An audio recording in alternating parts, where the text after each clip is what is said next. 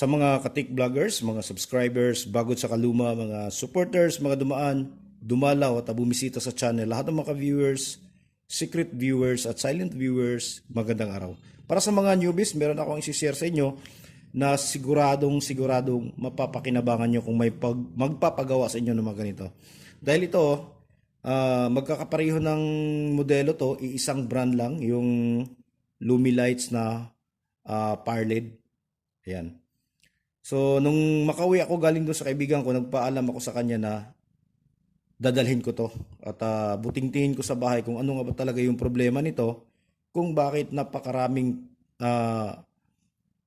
fire light doon na nakatambay. So, nagawa na natin yung iba, no? Pero meron pa doon, kung binibilang ko, siguro mga mahigit 10 pa kasama yung mga kahan na naiwan doon. At ito, na-check na natin yan, nakuha na natin yung problema. So yung kaibigan naman kasi natin, napaka-busy na niya, napakalaki ng trabaho niya. Napakalaki ng kanyang trabaho na siya yung sound tech sa isang malaking mobile dito sa lugar namin. Okay, so hindi basta-basta, malaki trabaho niya, dami niyang babantayan, dami niyang mga taong pinapasaho, dami niyang mga basta napakarami niyang obligasyon doon sa kapag nagsiservice. So ilang bisis din akong nakasama sa kanya, no.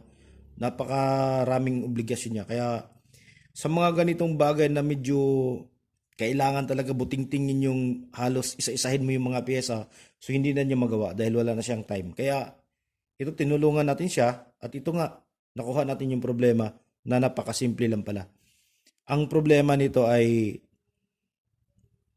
isang pyesa lang at very affordable at alam ko namang available to sa mga electronics physical store dito sa lugar namin. Okay? So ito ngayon, so uumpisahan natin para sa mga bago. So lahat ng problema nito, ang complaint ay walang power. Okay? So walang power. Ito ngayon, check natin. Saksak natin to. Ayan. Tapos, sukatin natin yung primary,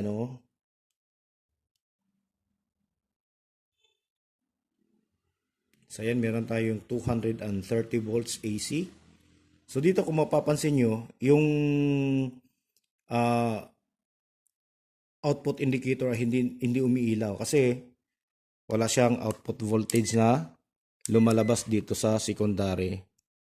Ayan, So, zero siya. So, ang dahilan yan, bakit walang output ay yung meron siyang sirang Zener diode dito. So, pare-pareho silang apat. Zener diode lang yung sira. So, ito baliktarin natin. Tapos, sukatin natin yung kanyang voltahe, Magdi-DC voltage tayo. Check. Voltage check tayo sa DC.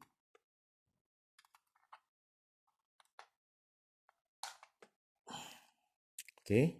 So, ito yung kanyang filter. Dito tayo. Kaya kung napapansin nyo, meron tayong 302 volts. Okay? Bakit nga ba wala dito? Wala sa secondary. Ayaw mag-trigger yung secondary. Dahil dito to. Tanggalin muna natin yung ating primary. Yung ating AC line. Susukatin natin. Ayan, wala na. Pero, pag sinukat mo yung kanyang DC voltage dito sa may filter capacitor, nandyan pa rin, Naka-store. Kaya kailangan muna natin i-discharge, Yan. Okay? Susukatin natin uli.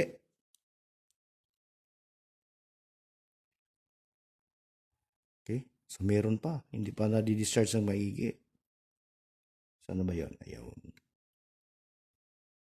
Discharge natin ng husto kasi nakakakuryente yan.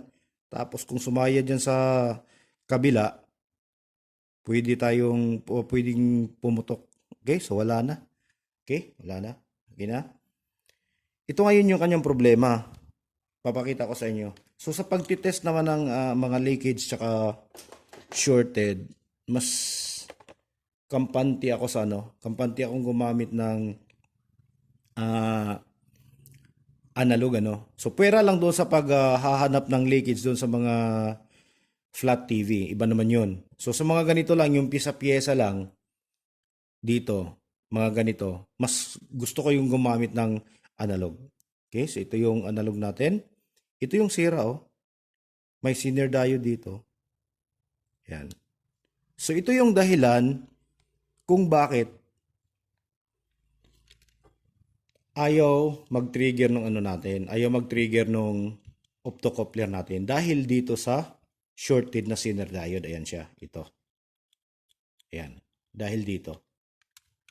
Ulitin natin. Saan ba yun? Yun. Lubat na yata yung natin. Okay, sorry. Okay, ayan, shorted. Shorted siya. Okay. Tapos itong iba. Para makita nyo talaga. Saan ba yun? Ito. Ayan, shorted din. Ito.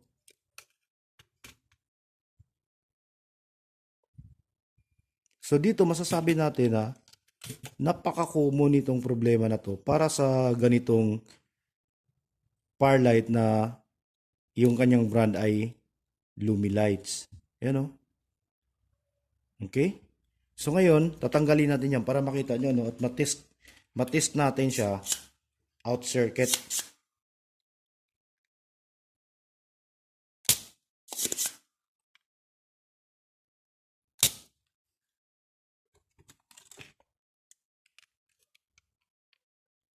Okay, yan isa.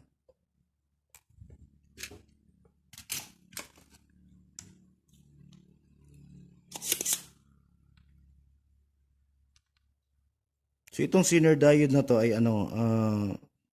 22 volts, 1/4 watt. Yan.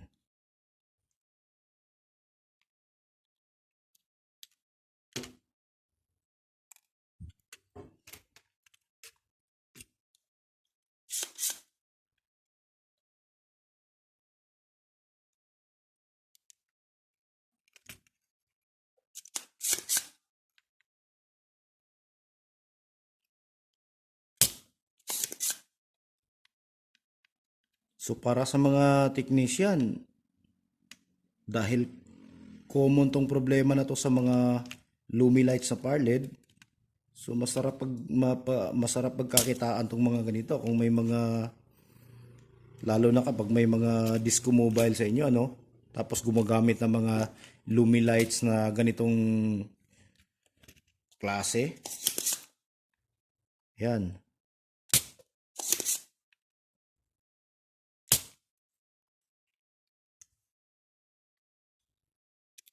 So ayan, natanggal na natin lahat Ngayon titest natin para sigurado tayo kung shorted nga ba kapag naka-out circuit na.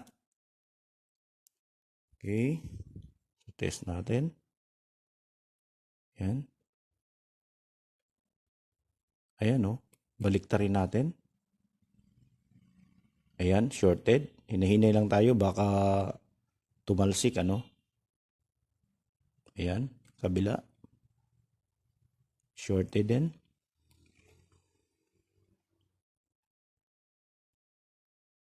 Ayan. So pareho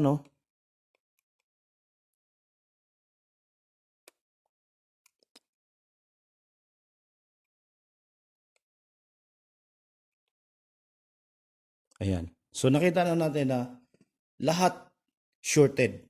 Okay, so ayan, tinanggalan na natin yung dito yung kanina na may nakastore na voltahe dito at ayaw mag-trigger yung ating optocoupler kaya walang supply na lumalabas sa secondary. Ngayon, dahil tinanggalan na natin, isubok natin isaksak. Yan, saksak natin to.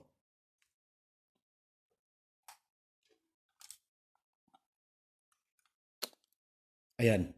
Okay? So nakita nyo? Lumiliwanag na siya. Ayan umiilaw na. So ibig sabihin, nagkakaroon na siya ng voltahe dito sa kanyang output. Sukatin natin. Ayan o. Ayan. Meron na siyang 25 volts. So, yun lang talaga yung sira. Okay? So, sa pagbalik natin, dahil napakaraming nakatambay pa doon, siguradong magagawa natin yun. Kung ganun din yung problema, yung walang power. Ay nakita nyo naman, no? Lahat ng apat na board natin, yun lang talaga yung kanyang problema, yung 22 volts lang na sinner diode.